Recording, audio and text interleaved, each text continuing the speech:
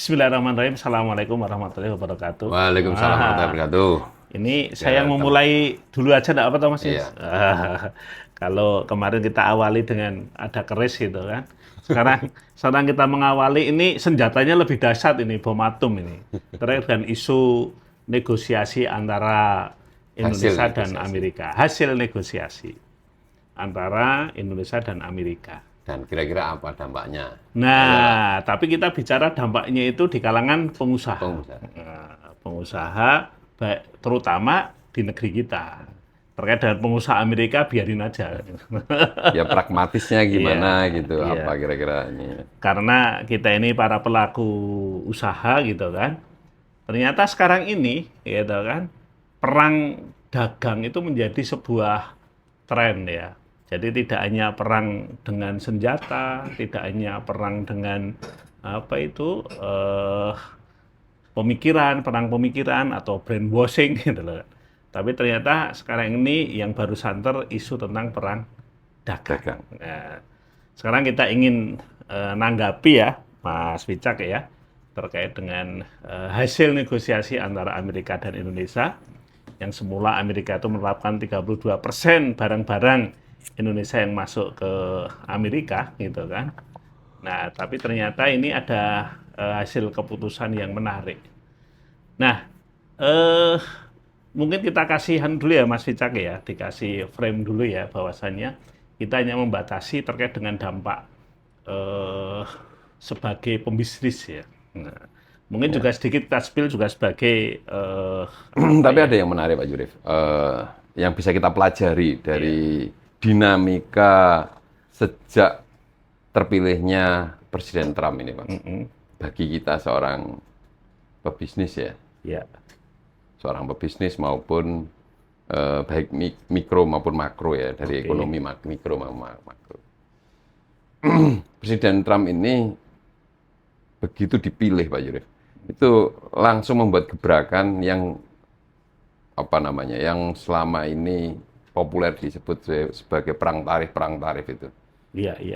Gebrakan-gebrakan ini langsung meluncurkan paket tarif dagang dengan seluruh negara-negara mitra gitu kan.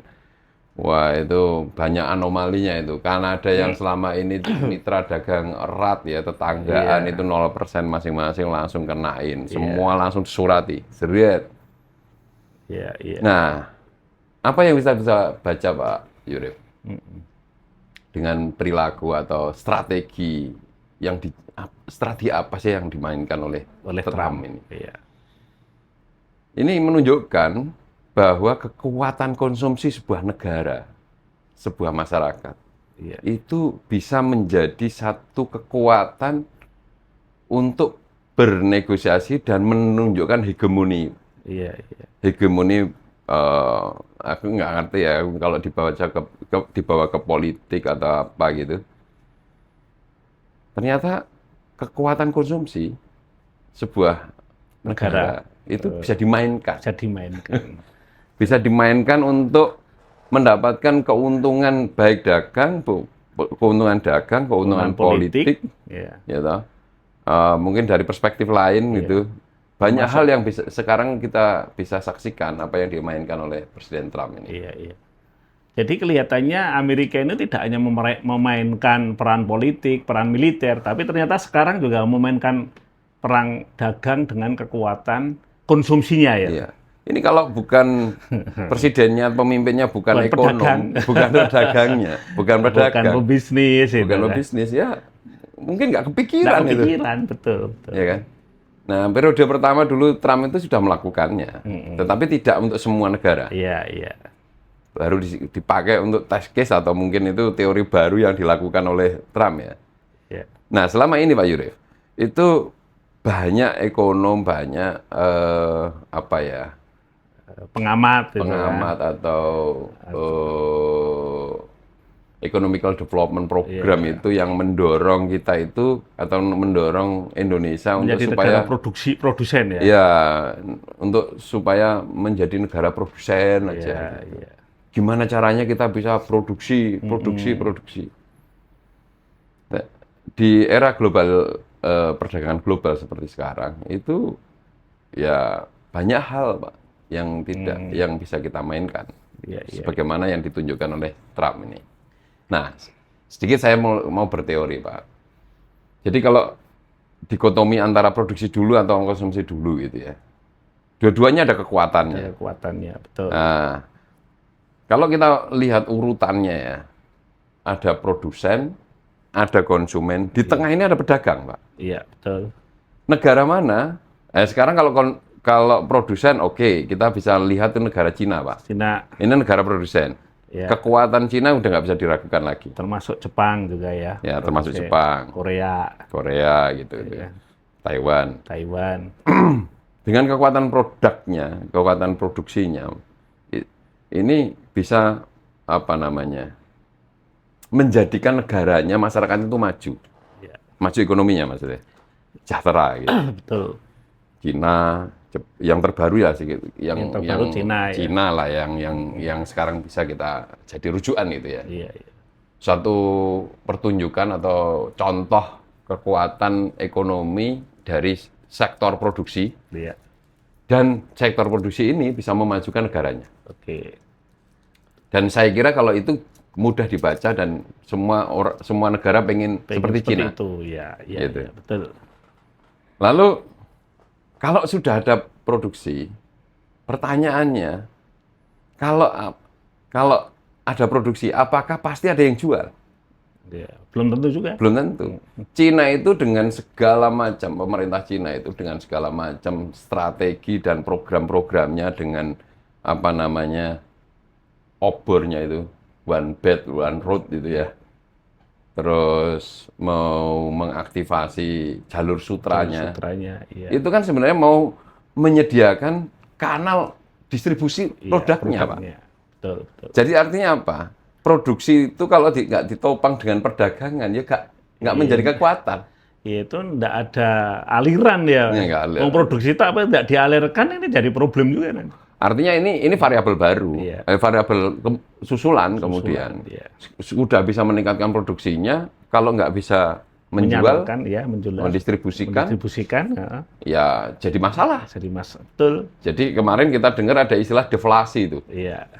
Overproduksi. Ya. Oke. Kalau ada produksinya, ada pedagangnya, ada distribusinya, trade and distribution ya. Yeah. Lalu kita mesti nyiapkan konsumennya. Konsumennya. Yeah. Nah, Amerika itu menunjukkan satu fenomena baru bahwa kekuatan konsumsi itu juga bisa menjadi kekuatan ekonomi. Asalkan bisa memainkannya. Saya berteori begini, kalau selama ini orang berproduksi supaya bisa mendapatkan penghasilan, gitu, untuk membangun ekonomi masyarakat gitu ya, kita meningkatkan produksinya. Belum tentu, karena kenapa? Karena kalau bisa produksi, belum tentu ada yang jual. Kalau ada yang jual, belum tentu ada yang beli. Tapi kalau kita balik, Pak. Kalau ada konsumennya. Kalau kita kumpulkan konsumennya, kita bangun konsumsinya, gitu, pasti ada yang jualan. Nah, pasti ada pedagangnya. Ada pedagangnya yang jualan. Iya. Pasti juga ada yang produksi. Nah, kalau sudah ada pedagangnya, sifatnya pedagang nyari barang. Ya. Otomatis masyarakat itu akan terpompa atau termotivasi untuk memproduksi. Iya. Di skala mikro misalnya gitu. Contohnya kayak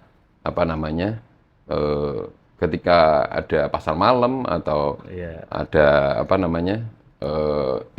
Ramadan itu. Pasar Ramadan, pasar Tiban, pasar Ramadan itu. Pasar Ramadan dibikin, terus jadi crowd, orang kumpul, ya kan? Orang kumpul, di situ semua orang di waktu yang sama membutuhkan makanan. Betul. Maka para pedagang pada kumpul. Para pedagang pada kumpul, kalau sudah ada yang pedagangnya, tentu dia akan cari barang. Lama-lama, pasar Ramadan ini, masyarakat sekitar yang tadinya nggak bisa bikin gorengan enak, akhirnya belajar bikin gorengan, Pak. Iya. Belajar memproduksi. Nah, ini sampel kecilnya. Nah, sebenarnya poinnya nanti gini, Mas. Indonesia ini kan sebenarnya negara besar dengan jumlah penduduk yang besar. Cuma selama ini memang kebanyakan itu kok jadi negara konsumsi terus, gitu loh kan. Didorong menjadi negara produksi, gitu kan. Nah, sementara kalau kita melihat tadi, Amerika sekarang ini dengan konsumsi terbesar di dunia, ternyata Trump mampu memainkan. Memainkan dengan cantik tuh. Ya, dengan cantik. Nah, kira-kira Mas, ini kan, karena presiden kita itu di samping seorang militer, tapi juga seorang pengusaha. Kira-kira menurut Mas Wicak gitu kan. Nah, apa yang jadi teori Mas Wicak tadi? Memainkan negara konsumsi sehingga bisa mengatur barang yang masuk ke Indonesia ya toh, dengan berbagai macam syarat-syarat itu sangat mungkin ya Mas. Saya kira para petinggi negara kita ini banyak yang para ahli-ahli yang sudah memimpin negara kita ini Pak Yudit, yang mengelilingi petinggi-petinggi negara kita ini. Saya kira sudah dipetakan dan dimainkan. Cuman mungkin belum disusun strateginya, Pak. Mungkin ya. Sudah dimainkan secara parsial atau apa gitu. Tentang bagaimana memetakan kekuatan konsumsi bangsa kita gitu. Suatu ketika, Pak, ini cerita sedikit ya. Bagaimana saya memainkan kekuatan konsumsi negara kita ini dalam negosiasi bisnis saya. Suatu ketika saya pergi ke Cina beberapa tahun yang lalu itu mungkin 2014-an gitu ya. Mereka yang waktu itu agak sedikit keterbatasan informasi tentang Indonesia waktu itu. Saya sedang dalam proses negosiasi dengan supplier atau perusahaan manufacturer mesin kopi, peralatan-peralatan kopi gitu. Saya mungkin potongannya nggak meyakinkan gitu ya. Datang gitu mau order. Ya mesin memang kopi. Saya belum punya angka berapa jumlah yang akan saya order karena saya baru hunting gitu ya, hunting gitu kan. Tapi waktu itu saya merasa tidak terlalu diperhatikan atau tidak terlalu digagas gitu ya. Lalu saya menyampaikan, saya ini dari Indonesia, gitu. Kebetulan saya dijamu dengan minum teh bareng gitu. Saya ini dari negara Indonesia. Kami punya jumlah penduduk orang Indonesia itu ada 280 juta lah. 80 juta penduduk Indonesia. Kami punya budaya, kami minum kopi itu seperti kalian minum teh. Begitu langsung otak dagangnya jalan, Pak. Serius. Waktu itu karena mungkin referensi tentang budaya kopi kita, budaya minum kopi kita itu masih minim. Lalu karena mereka punya kebudayaan teh ya, mereka minum teh itu sehari bisa 5 kali. Ya seperti kita minum kopi. Kita minum kopi ya. Terus dia mikir, emang nggak mati tuh minum kopi. Minum kopi sebanyak itu gitu, sesering itu gitu. Enggak, ya coba kamu cari referensi. Dibuka itu Baidu waktu itu. Buka, ternyata orang Indonesia minum kopi seperti mereka minum teh. Baru dia langsung membuka satu pembicaraan. Oke, kamu minta harga berapa? Gitu. Yang tadinya itu nggak terlalu digagas gitu diperhatikan, nggak diperhatikan gitu. Nah, saya hanya menunjukkan bahwa kami di Indonesia ada hampir 300 juta orang yang meminum kopi sebagaimana kamu minum teh. Gitu. Bagi para pebisnis internasional pasti mikir, oke, itu pangsa pasar besar. Gitu. Kenapa nggak dia menjajaki pasar Indonesia? Dan ini mungkin mitra bisnis yang cukup bagus. Nah ini contoh memainkan kekuatan konsumsi untuk dalam negosiasi. Ini dalam konteks mikro lah. Mikro. Nah, saya kira kita kembali lagi nih, Mas. Mulai kita kupas ya terkait dengan hasil negosiasi antara Indonesia dan Amerika. Nah, ini yang menarik. Awal mula Indonesia diterapkan diancam. Sebenarnya memang ancaman ya. Diancam 32% barang yang masuk. Plus 10% sebagai anggota BRICS ya. Nah, tahu-tahu nego gitu kan. Nego bisa menjadi 19%. Nah, kita belum melihat mungkin negara-negara yang lain, tapi kita kembali ke Indonesia saja. Tapi Trump ini juga pinter juga itu kan. oke, saya turunkan, tapi barang gue itu kan masuk di negara lu gitu kan. Itu ya dibebaskan dari semua tarif. Tarif barang masuk gitu kan. Termasuk tarif pajak juga kan. Itu 0%. Nah, mungkin sebagai pedagang pembisnis ini Mas Wicak ya. Nah, kita lihat Mas Wicak ini juga punya bahan baku yang didatangkan dari Amerika gitu loh kan. Ini relate. Nah, saya kira sebelum kita bicara Indonesia masuk ke Amerika, walaupun raca perdagangannya tidak nyampe 8% itu kan.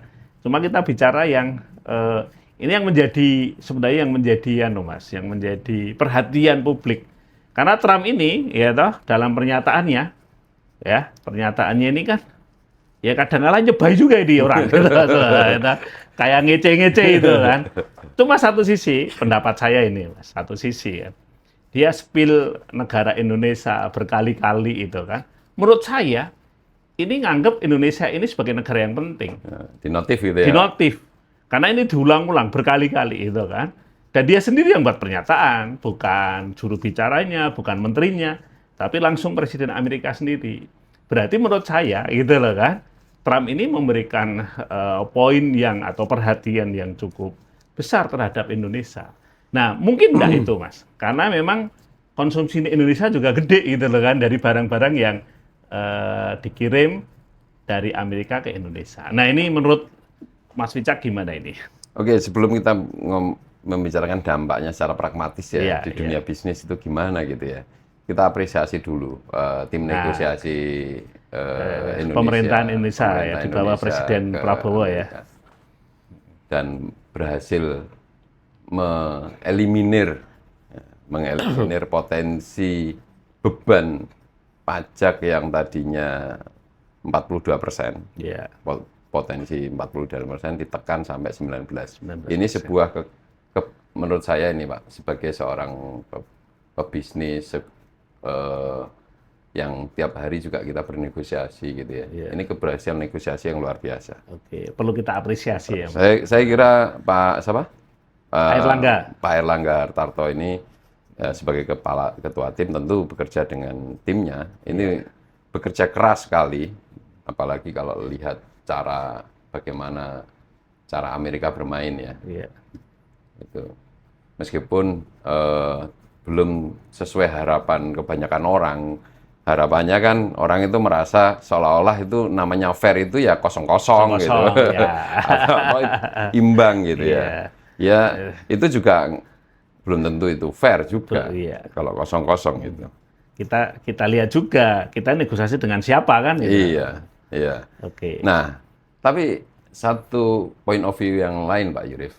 Saya kira keberhasilan ini juga ada, kita nggak tahu ya proses negosiasinya kayak apa. Betul.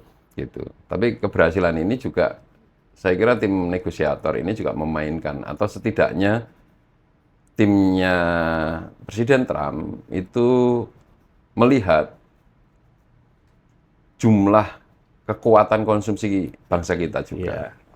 Indonesia ini bagaimanapun juga itu masuk ke 4 besar di dunia. Penduduk dunia.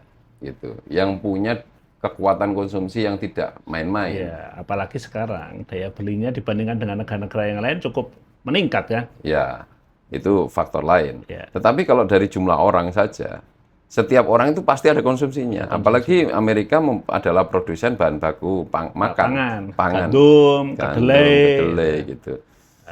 Ini kalau mereka bisa kunci, tentu tim negosiatornya Trump ini sangat mempertimbangkan ini.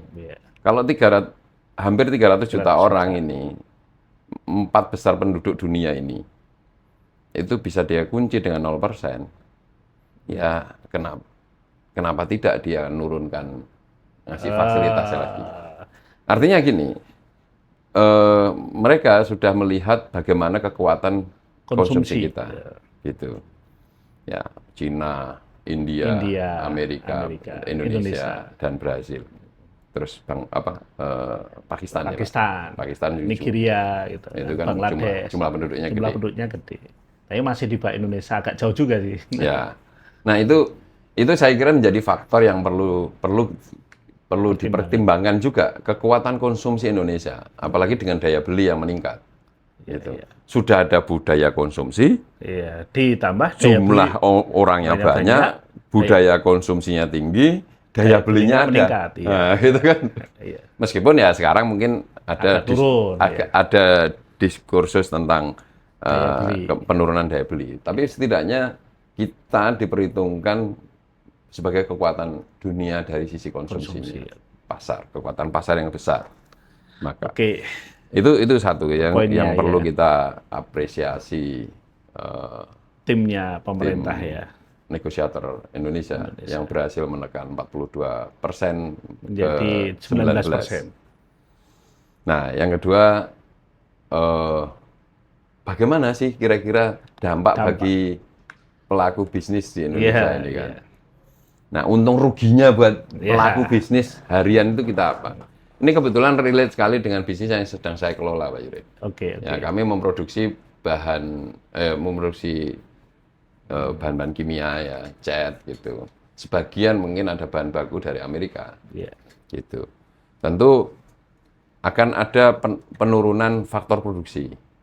Meskipun yang saya gunakan nggak banyak karena sebagian itu aditif ya. Aditif yang volumenya nggak gede gitu ya. Karena sebagian besar itu memang masih sudah bisa kita produksi dalam negeri. Tetapi sebagai simulasi ya, kalau kita itu manufacture yang membutuhkan bahan baku dan sebagian bahan baku yang kita impor dari negara Amerika, terus mendapatkan potongan pajak impornya itu biaya masuk ya. Biaya masuknya itu sampai 0%, sampai 0%. Otomatis ada penurunan biaya produksi. Biaya produksi. Yang dari kemudian bahan baku ya. Dari bahan baku. Yang kemudian apa dampaknya dengan harga jual kita? Atau apa dampaknya dengan peluang pasar kita? Peluang pasar kita yang menggunakan bahan baku impor ini.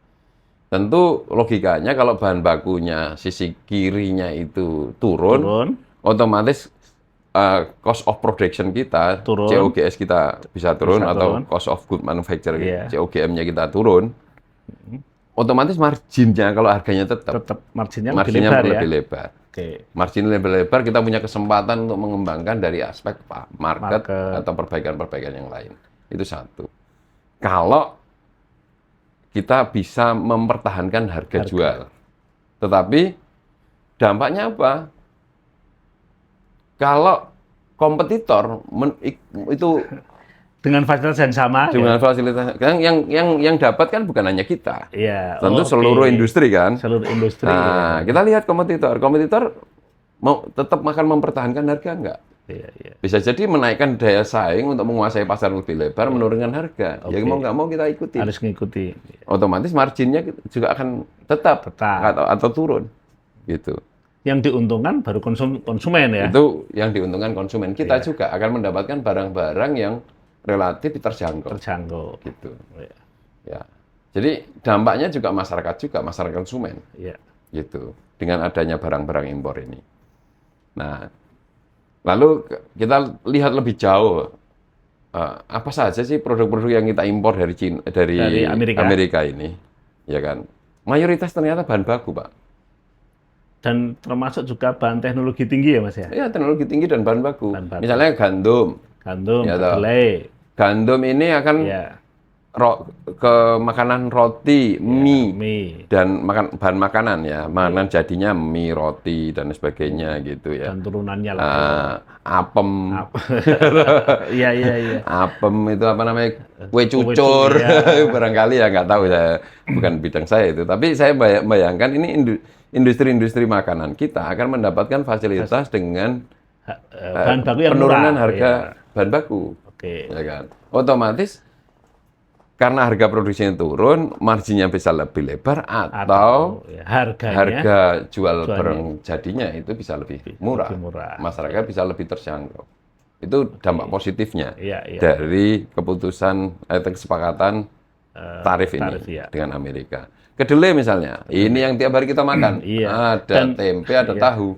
Dan segala macam turunannya. Dan ini konsumsi Indonesia gede banget ya. Gede banget. Tiap hari kita makan tempe. Tiap hari makan tahu, makan tempe ya. Ya. Belum kecap, Mas. Ya, belum kecapnya ya kan. Tiap hari juga Makan kita kecap. itu kalau masak pakai kecap. Ya. Ya.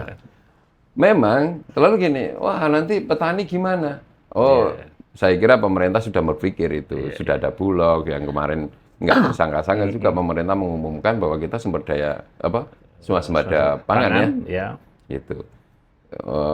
Di sektor produksi bahan pertanian atau produk-produk pertanian analisanya bisa lain hal. Lain hal ya. Itu mungkin pemerintah bisa melakukan buffering. Oke. Ya, bisa kalau barang yang selama ini kita impor, berarti kan produksi kita kurang.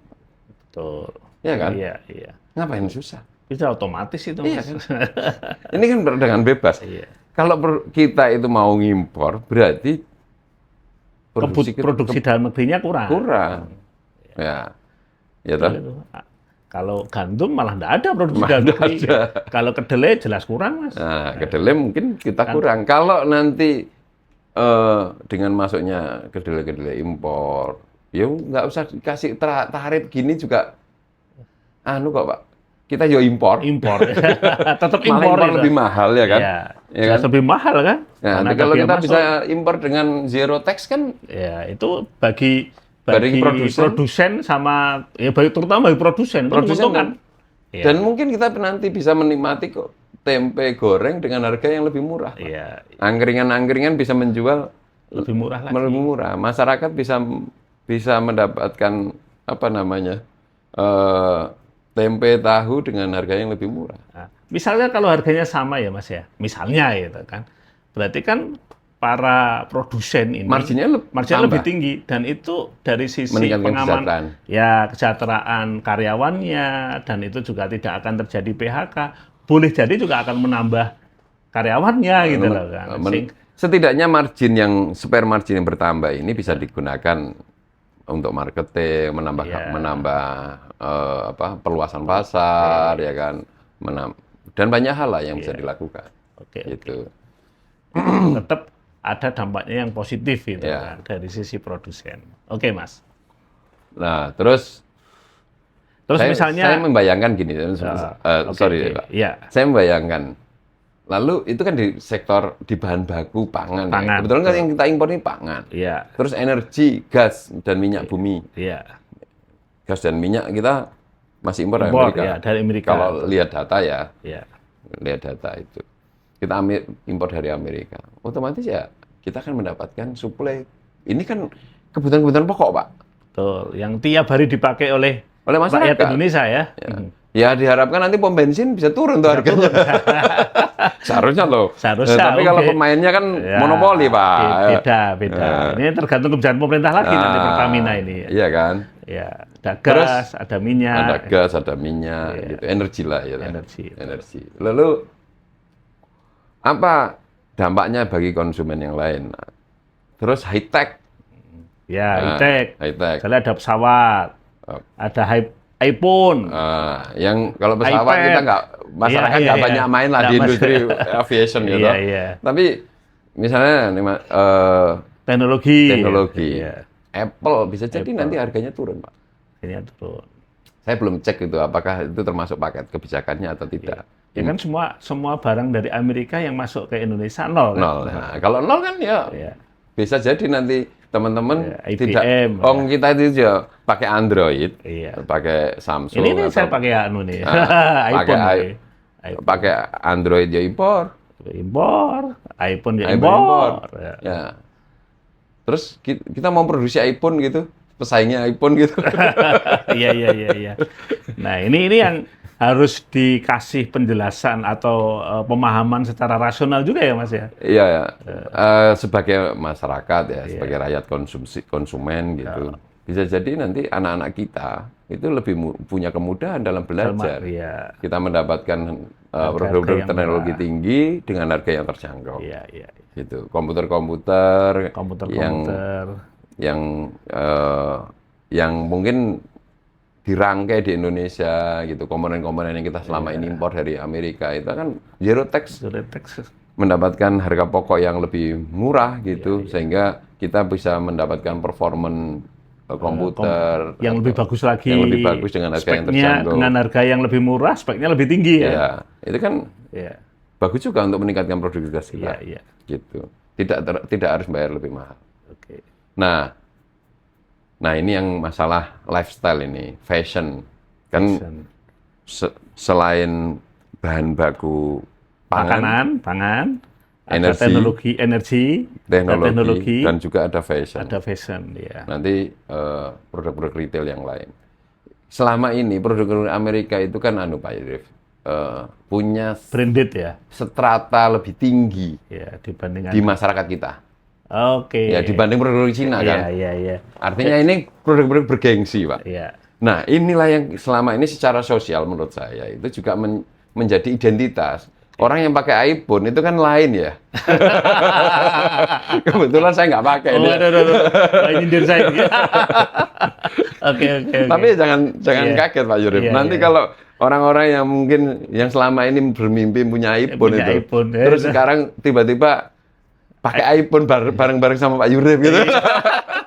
iPhone-nya jauh lebih murah. Jangan merasa terus, wah gengsi saya turun. Gitu. Enggak juga. Iya, enggak juga. Tapi Oke. bisa jadi kebanyakan masyarakat kita Iya. begitu, Pak. Betul. Nah, apa dampak sosialnya menurut saya ini dari sisi konsumsi ya. Dampak sosialnya tentu gini, Pak. Kita selama ini orang-orang yang punya perhatian terhadap persoalan sosial itu kan selalu menyatakan bahwa kita disparitas kekayaannya itu terlalu tinggi. Ya toh. Gini rasionya apalah gitu ya. Yang kaya sama yang gap, yang kaya sama miskin itu dari Terlalu lebar. sehingga orang Indonesia ini, konsumen Indonesia ini paling gampang kena flexing, Iya. konten-konten flexing gitu. Nah, kalau iPhone itu ya terjangkau oleh masyarakat kebanyakan itu. Iya, sudah tidak ada gengsi lagi. Nah, itu kan menurunkan ini, Pak. Iya, masalah sosial ini. Masalah sosial. Gitu. Iya juga ini. Iya kan? Nah, sehingga apa yang disebutkan gap atau rasio Gini-nya itu terlalu lebar, boleh jadi lama-lama juga bisa menyempit. Iya, minimal dari aspek gaya hidupnya. Iya. Minimal ya. Kalau Gini rasio dihitung dari angka pendapatannya ya mungkin nggak berubah. Iya. Tetapi gaya hidupnya bisa hidupnya. nggak terlalu jauh-jauh amat Iya, gitu. Ya, orang terus nggak dengan mudah flexing dan bisa mudah ditipu dengan konten-konten flexing. Iya. Gitu. Nah, termasuk produk-produk otomotif, Pak Yurif. Otomotif ya. Ya, fashion tadi ya ada fashion, ada Apa ya? Nike, Nike, Levi's, apa Levi's, gitu. Terus. Itu juga kan mungkin untuk sebagian orang itu high level Iya. gaya hidupnya. Ini relatif aja, tapi nanti kita bisa mendapatkan barang-barang brand itu dengan lebih murah. Oke. Ya. Yang dulu hampir tidak pernah terjangkau ya oleh kalangan tertentu ya kan. Oke. Nah, terus otomotif. Otomotif. Ada Tesla, Ada Fiat. ada Masih enggak ya? Oh, bukan Fiat itu Eropa, Pak. bukan. Ford, Jeep, Ford, gitu. kan. Rubicon yang dulu General Motor. General Motor itu. Iya, Rubicon itu mungkin menjadi simbol strata ekonomi tertentu, gaya hidup ekonomi tertentu gitu. Kita bisa mendapatkan dengan harga yang lebih murah, gitu. Mungkin Wuling berpikir 2 kali nih, Pak. kalau Keke nanti kedatangan Tesla. Keke Rubicon itu harganya sama dengan Wuling. Saya nggak tahu. Nah, itu bisa jadi itu. Iya. Ford, produknya Ford, Jeep, gitu. Apalagi itu Chrysler, gitu, dan lain sebagainya. Ini otomotif. Nah, salah satu kesepakatan dagang yang kemarin disepil oleh Pak Prabowo kan juga Indonesia siap untuk membeli Boeing. Iya. Untuk meningkatkan martabat negara kita untuk meningkatkan Untuk performa, mengaktifasi Garuda ya, Mas. mengaktifasi kembali Garuda. Kembali Garuda. Kita tahu Pak Yurif, Garuda tempo hari, dulu waktu kita muda atau kecil itu beberapa puluh tahun yang lalu, yang kita tahu ya penerbangan terbaik ya Garuda. Itu sebenarnya masih sampai tahun 2015, Mas. Itu masih Garuda. Nah, saya nggak tahu tuh kenapa kondisi laporan keuangannya Garuda itu bisa minus itu. Nah, sampai harga sahamnya cuma 40 perak gitu loh kan. nah, nggak tahu nih. Dengan kedatangan maskapai baru yang akan siap dibeli oleh pemerintah kita, saya juga belum cek itu skema pendanaannya gimana. Tapi bayangan saya itu Danantara akan turun tangan untuk menginjek ke Garuda. Nah, jadi yang sekarang hold, yang kemarin menghindari Garuda, yang sudah menjual GIA, menjual sahamnya GIA, sudah menghold begitu lama, akhirnya bisa begitu pasar kembali nggak disuspend lagi, dijual. Nah, sekarang melesat lagi gitu kan. Sampai Rp76. Hari ini 77 kan? 77 ya. 77 atau berapa itu. Yang jelas naik. Nah, tapi bagaimanapun juga namanya Garuda ini adalah satu simbol kenegaraan ya. Simbol kehormatan bangsa di maskapai. Maskapai. Ya semua negara-negara besar punya maskapai, diukur dari maskapainya. Gitu. Ya, hampir semua kan, Cathay Pacific itu mencerminkan kehebatannya. Qatar, Turkish, apa namanya? Dubai itu apa? Uni Emirat, gitu kan. Dan Malaysia Airlines, Singapura Airlines, gitu kan. Nah, itu saya kira dampak-dampak dari tarif 0% dari Amerika. Lalu kita sebagai pelaku bisnis, ya, yang rantai pasoknya, ya, yang bukan ekspor, ya, yang kena 19%, itu para eksportir, khususnya ini tentu kekuatan Indonesia dibanding Amerika atau barang-barang kita yang masuk Amerika ini kan, ya, tentu produk kayu kita, Pak, furniture, Pak, furniture, produk-produk furniture, tekstil kita. Dan turunannya. Nah, tekstil, bahan baku tekstil, ya. Ya. Nah, saya kira yang menarik itu furniture, Pak. Pemain furniture, logikanya begini. Kalau kita impornya 0, lalu ekspornya itu kita dikenakan 19 dong. Ya kan, dikenakan 19. Terus kita nggak punya daya saing. Iya. Karena nanti kalau kita dikenakan ekspor tarif 19%, produk kita di Amerika jadi mahal. Kan gitu kan? Iya, jadi mahal. Gitu, ya. Terus nanti konsumen atau pembeli dari Amerika pada lari ke negara tetangga, ke negara pesaing. Loh, padahal katanya lebih tinggi, Mas. Kayak Vietnam gitu kan. Ya. Lebih tinggi kan dari kita. Saya belum cek itu. Vietnam sekarang kepastiannya dikenakan belum negonya belum selesai kan? Ini yang baru diumumkan Indonesia. Coba dicek. 20%. Oh, 20%. Oh, sama juga ya. Ya, 20% gitu. Apakah akan lari ke Vietnam, ke negara-negara produsen yang negara berkembang yang lain gitu, ke India, ke Bangladesh. Ya, Brasil malah dikenakan tarif lebih tinggi kan? Iya. Brasil berapa Brasil itu? Brasil kenakan lebih tinggi, Pak. Karena mau nantang dia. Nah, karena Brasil kalau Amerika 50% masihan ya. Brasil. Kalau Amerika ngasih 50, kalau kemarin saya baca itu Presiden Brasil. Kalau Amerika ngasih kami 60, 50, kami naikkan 60. Sama. Ya begitu. Tapi kita soroti yang dari sisi eksportir. Apa sih produk-produk yang kita ekspor? Ya kan, yang kita ekspor.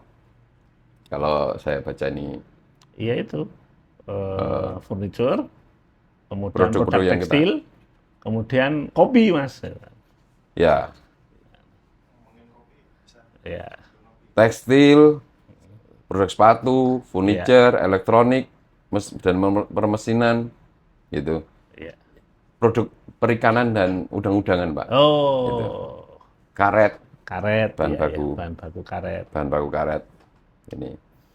Nah, mungkin yang akan mempengaruhi rantai suplai, rantai pasok yang lebih jauh, lebih ini ya, Pak. Itu kan furniture sama sepatu. Dan tekstil ya. Itu yang akan menyerap tenaga kerja banyak gitu ya. lalu produk termasuk pertanian, karet juga ya. ya, termasuk karet. Iya. Tapi kayak karet ini kan karet gitu, produk sektor perikanan dan khususnya sektor udang ini. Iya. Ini kan pasarnya luas, Pak. Oh. Nggak payu ke Amerika ya. Masih di tempat yang lain masih butuhkan ya. Cina itu ada hampir 1,5 miliar orang, Pak. Sama Pasarnya India, tuh gede iya. banget, Pak. Cina, India gitu kan. Gitu, Iya, iya. gitu. Ya banyak sekali. Gitu. Oke. Tapi kalau furniture, aku kebetulan ini bidang yang saya geluti, Pak. Iya, iya. Furniture ini sebelum ada kesepakatan dagang ini, industri furniture ini rantai pasoknya itu panjang banget, Pak. Oke. Mungkin dari dari perhutani Iya, atau sampai ke kehutanan. kehutanan. Dan kehutanan kita itu sudah nggak lagi dimonopoli oleh perhutani, Pak. Iya. Sudah rakyat. Ini artinya menanggung hajat hidup orang banyak. Oke. Oke. Pantas untuk kita perbincangkan karena rantai suplainya itu panjang. Oke. Gitu. Jadi furniture Indonesia ini pola produksinya itu mayoritas itu nggak seperti pabrik besar yang full manufacture, Pak. Kayak tekstil gitu enggak ya? Bukan diolah dari gelondongan Iya. gelondongan sampai jadi barang meja ini dalam satu Dalam tempat. satu perusahaan. Dalam satu tempat. Enggak. Dalam satu tempat. Mayoritas itu ini ada eksportirnya itu adalah pedagang. Oke. Atau kita biasa sebut sebagai trader. Trader. Ya, toh. Ada assemblingnya atau perusahaan yang khusus untuk mengassembling itu. Atau merakit dan finishing. Ya, finishing. Rakit ya. dan finishing. Iya. Ada pengrajin komponennya. Komponennya. Ya. Ada penggergajian dan pengopenan. Iya. Lalu ada petani hutannya. Yang menjual kayu ya, Menjual kayu gelondongan ya. Kayu gelondongannya. Ada Dan ada yang penebangnya sendiri. penebangnya sendiri, ada yang penanamnya sendiri. Penanam. Jadi rantai panjang banget, Pak. Oke, oke. Artinya kalau furniture ini kita maju, Mm-mm. itu dampaknya panjang, Oke, oke. gitu, sampai ke desa-desa. Tapi, nah ini layak untuk dikhawatirkan. Wah, kalau ekspor kita ke Amerika gede loh, Pak. Iya. Karena market paling besar Paling memang besar Amerika ya untuk furniture ya. Furniture Amerika, Eropa gitu. Selama ini tradisional kita begitu. Nah, tapi apa layak kita khawatirkan? Karena gini, selama ini natural ya, sebelum ada kesepakatan dagang ini, furniture kita yang bisa bersaing ke Amerika itu juga produk-produk furniture yang solid wood, Pak. Yang solid wood dan berbasis kayu-kayu yang populer selama ini, kayu jati, mahoni, terus sonokeling, kayu yang industri. Meranti itu ya. Meranti malah enggak. Oh, malah enggak ya. Meranti itu malah untuk konstruksi bangunan, Pak. Oke. Nah, produk furniture dan kerajinan kita itu memang cukup punya daya saing. Tapi daya saing yang mana? Yang solid wood. Yang solid. Solid wood. Dan solid wood yang spesifik lagi, jati. Jati. Gitu. Ini nggak ada saingannya. Karena produksi jati hanya di Indonesia ya. Ya ada sedikit di Brazil tapi nggak diolah mereka. Solid wood ini kita menang. Jadi mau dikasih tarif berapapun kita tetap menang. Nggak usah takut untuk lari ke Vietnam. Tetap konsumen membeli ya, Mas? Tetap beli. Harganya berapapun ya. Akhirnya berapapun, kita punya Iya. kekuatan namanya produk value-nya cukup kuat. Tinggi ya. Tapi kalau yang kita bicarakan itu produk-produk seperti Informa, Ya, produk-produk kayu olahan, kalau kita biasa namanya menyebutnya adalah engineering wood, kayu-kayu olahan. Kita memang sejak awal udah kalah bersaing. Ya, dengan Cina apalagi. Dengan ya. Cina, dengan Vietnam, ya. Sudah sejak awal, tidak harus tergantung atau terpengaruh oleh kesepakatan ini. Kesepakatan dagang ya. Iya. Dan ini menurut saya, apalagi kalau tadi dicek ya, Vietnam juga kena segitu. Iya. Menurut saya ini momentum. Saya kira Pak Presiden dan tim negosiatornya itu juga sudah mempertimbangkan ini. Oke. Gitu. Sudah mempertimbangkan ini. Karena mereka Airlangga Hartarto itu juga seorang pebisnis. Iya. Ya toh? Pak Presiden juga seorang pebisnis dan tahu bagaimana rantai suplai itu berpengaruh. Jadi tidak tidak perlu khawatir ya. Terlalu banyak yang perlu kita khawatirkan, Pak. Saya melihat lebih banyak positifnya malahan, Pak. Nah, ini menarik ini. Nah, yang disampaikan sebagai pelaku yang cukup lama, pelaku bisnis ini, Mas Wicak ini, Arifin Wicaksono, yang punya bisnis di bidang cat lah gitu.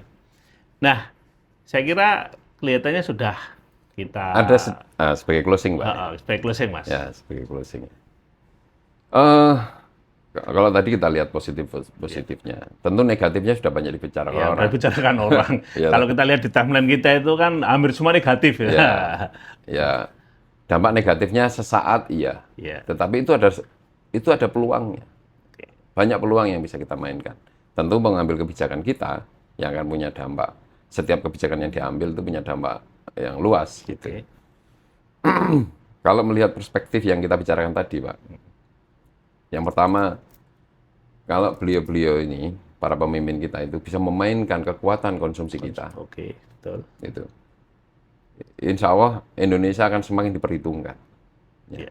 Diperhitungkan dalam negosiasi dengan dagang dengan siapapun, dengan negara manapun. Berarti sebenarnya Trump ini memberikan inspirasi juga ya, seharusnya bagi kita ya. Seharusnya. Bagi pemimpin kita jadi inspirasi. Jadi inspirasi. Nah, selama ini Indonesia ini selalu bukan selalu ya, maksudnya lebih banyak dan lebih sering gitu. Itu ditekan. Ditekan. Misalnya contoh, kalaupun nggak ada kesepakatan tarif itu, tapi untuk ekspor ke satu negara, misalnya Eropa, Amerika, selama ini itu kita juga dihalang-halangi, Pak. Dihalang-halangi itu. Dengan segala macam regulasi, syaratnya harus inilah, yang Indonesia itu mempekerjakan anak lah. Itu paling kuat contohnya itu sawit, Mas. Ya, lingkungan lah, dan lain sebagainya. Nah, selama ini kita, fairness perdagangan kita, fair trade kita itu nggak dapat fairnya, Pak. Dapat trade-nya doang. Oke, Mas. Nah, ini sebelum kita ngopi dulu, Pak. Ini sebelum kita closing statement kita ngopi dulu. Karena ini juga bagian dari produk kita yang diekspor ke kopi Amerika, ya kan? Kopi ya. Kita ekspor ke Amerika juga ini. Oke, Mas. Saya tuh dengar tadi sempat baca itu. Ternyata kopi yang seni istilah kopi Indonesia ini artisan kopi Indonesia sedang mulai nanjak populer di Amerika. Sebagai bisnis UMKM, tapi artisan gitu. Artisan kopi Indonesia. Berarti ngikuti Indonesia ya. Ya, Amerika. Dulu kan Amerika. Kita ngikutin Amerika. Ternyata Amerika ngikutin kita. Kan? Kalau artisan kopi itu di kita kan memang sudah 5-7 tahun terakhir ini cukup. Ya, saya dengar tren artisan kopi di Amerika mulai populer. Ya. Nah, oke, Pak Jurif. Jadi sebagai penutup itu tadi bagaimanapun juga kekuatan konsumen Indonesia ini, konsumsi Indonesia ini tidak tidak bisa diabaikan lagi. Tidak bisa diabaikan. Sebagai negara dengan jumlah penduduk yang terbesar di dunia. 4 besar di dunia. Nah, ini sudah waktunya untuk bagaimana itu para pemimpin kita memainkan kekuatan ini di kancah perdagangan dunia. Itu. Yang kedua, kesepakatan dagang yang begitu cepat diambil oleh pemerintah kita terhadap dengan Amerika, itu negosiasi entah berapa hari, saya kira kurang dari seminggu sudah deal. Itu saya kira luar biasa. Itu menunjukkan positioning bangsa kita. Nah, positioning ini juga bisa dimainkan. Ya. Artinya kita itu diperhitungkan sebagai satu negara yang cukup diperhitungkan, yang punya kekuatan. Itu juga disampaikan oleh Presiden Trump. Itu. Nah, tinggal kita petakan kekuatan-kekuatan ekonomi kita sebenarnya, kekuatan-kekuatan produk Indonesia sebenarnya itu ada di mana? Gitu. Ya, itu seperti yang tadi saya singgung tentang industri furniture dan kerajinan kita. Kerajinan juga begitu, Pak. Kerajinan kita itu spesifik. Iya. Kerajinan yang custom. Kalau kerajinan-kerajinan yang mass product itu sudah milik Cina. Milik Cina, ya. Nggak usah bersaing. Gitu kan, nggak usah bersaing. Iya, Bukan nggak bisa bersaing. Iya, nggak usah bersaing. Nggak usah bersaing. Iya. Ngapain bersaing di satu apa namanya? Red Ocean. Iya. Harus berdarah-darah. Dan faktanya kita juga punya Punya value keunggulan produk iya. yang tidak dimiliki oleh negara yang lain. Iya, dan itu secara secara natural atau secara alamiah gitu. Iya. Itu mekanisme dagang dan mekanisme bisnis itu terbentuk dengan Iya, sendiri. iya. Gitu. Betul. Indonesia ya kalau produk kayu yang bisa di-generate ya Iya. Jati. Jati. Karena jati ditanam setiap hari, Pak. Iya, Sedangkan kayak kayu-kayu Kalimantan, kayu-kayu hutan Sulawesi itu tidak ditanam. Tidak ditanam. Diambil dari hutan. Iya. Nah, yang ditanam tiap hari itu kayu jati, kayu mahoni, kayu sonokeling. Ya. Dan itu semua rakyat Indonesia pun bisa menanam. Iya. Dan itu sudah sejak zaman Belanda. Itu merupakan komoditi kita yang punya kekuatan secara turun-temurun. Enggak, istilahnya gini, dari perspektif bisnis mikro gitu, maksudnya mikro bisnis, ekonomi gitu. Mikro bukan mikro bisnis kecil, tapi dari perspektif mikroekonomi, manajemen ekonomi. Ini kan proses, kita nggak perlu branding lagi. Iya, karena memang sudah sejak zaman VOC kita terbranding Indonesia punya produk kayu jati yang luar biasa. Create marketnya itu sudah tidak perlu lagi karena sudah ada. Ya. Mereka akan cari kita. Oke. Gitu. Nah, ini dua kekuatan ini kalau bisa dimainkan dan saya kira sebagai masyarakat umum, sebagai masyarakat konsumen Indonesia, itu kita akan lebih banyak diuntungkan. Sebagai pelaku bisnis, kita juga akan bisa mendapatkan keuntungan. Oke. Gitu. Jadi terima kasih Mas Wicak ini perspektif baru ya bagi harapannya dari pengamat, bagi konsumen, bagi pelaku bisnis. Ternyata hasil negosiasi yang dilakukan oleh pemerintah kita itu ya tidak buruk-buruk banget itu kan. Ternyata banyak tergantung sudut pandang ya. Iya, tergantung sudut pandang. Kalau orang yang suka enggak. Tapi kalau orang yang mungkin ya karena sudah terlanjur tidak suka dengan pemerintah gitu kan, itu ya negatif. Tapi kita mencoba untuk lebih rasional, lebih objektif gitu kan. Nah, mudah-mudahan ya Mas ya, ini juga memberikan perspektif, masukan juga ke pemerintah juga ini. Sebagai pelaku bisnis saya optimis, Pak. Iya. Oke.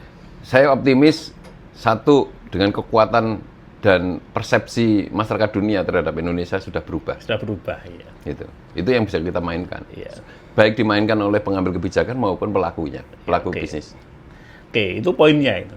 Jadi poinnya tadi Mas Wicak menyampaikan bahwasanya kalau bisa mainkan baik pelaku bisnis maupun pengambil kebijakan, insya Allah kita akan menjadi negara kuat ya Mas. Insya Allah. Ya, saya kira sementara itu Mas Pak Wicak, ya, terima kasih. Nah ini mudah-mudahan ini juga bisa positif lah bagi negara kita. Terima kasih ya bagi sahabat bisnis Nusantara. Mudah-mudahan ini memberikan kesan positif dan insya Allah kita akan bisa tumbuh besar dan menjadi kekuatan baru ekonomi di dunia. Amin.